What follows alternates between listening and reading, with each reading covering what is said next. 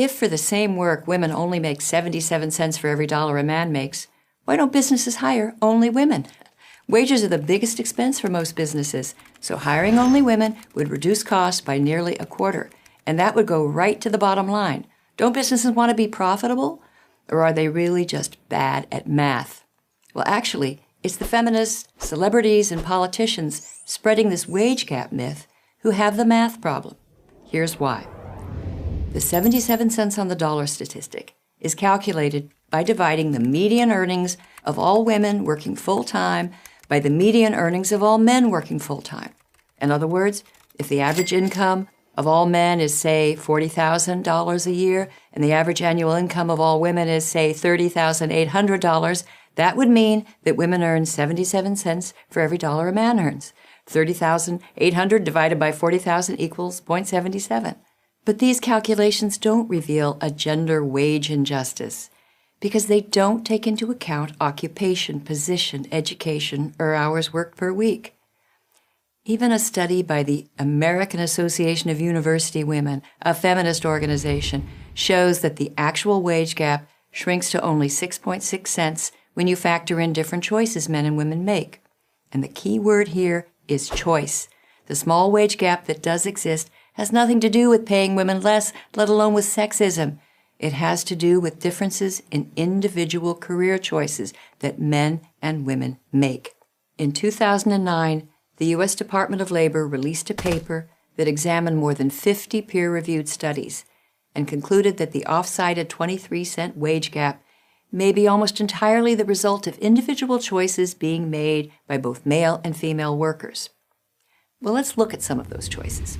Georgetown University compiled a list of the 5 best-paying college majors and the percentage of men and women majoring in those fields.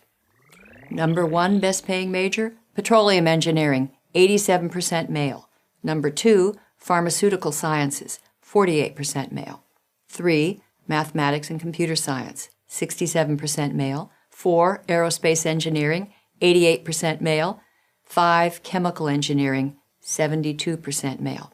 Notice that women outrepresent men in only one of the 5 top-paying majors by only a few percentage points.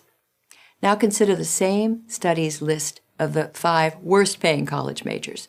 Number 1, counseling and psychology, 74% female. 2, early childhood education, 97% female. 3, theology and religious vocations, 66% male. 4, human services and community organization, 81% female.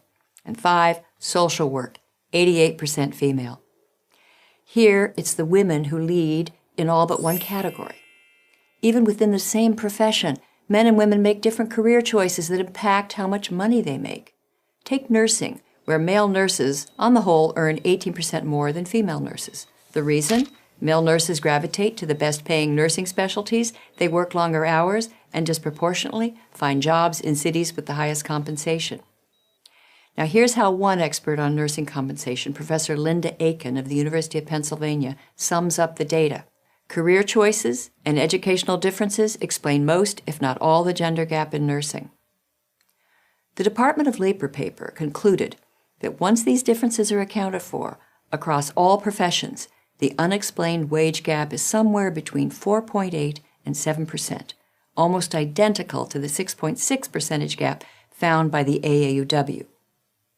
But why is there any gap at all? No one knows for sure, as both the AAUW and the Labor Department concede. There are so many variables that drive wages that no single study can cover them all. Few wage gap studies control for variables such as dangerous work environment. Men are vastly overrepresented, for example, on oil rigs. And here's another variable.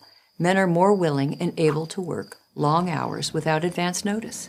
According to Harvard economist Claudia Golden, even if 2 lawyers have the same education, same specialty, and work the same number of hours, firms pay more to someone who is willing to always be on call and ready to be in the office when the firm needs them, as opposed to wanting a more regular schedule.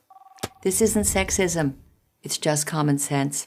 With more realistic categories and definitions, whatever wage gap remains would certainly narrow to the point of vanishing.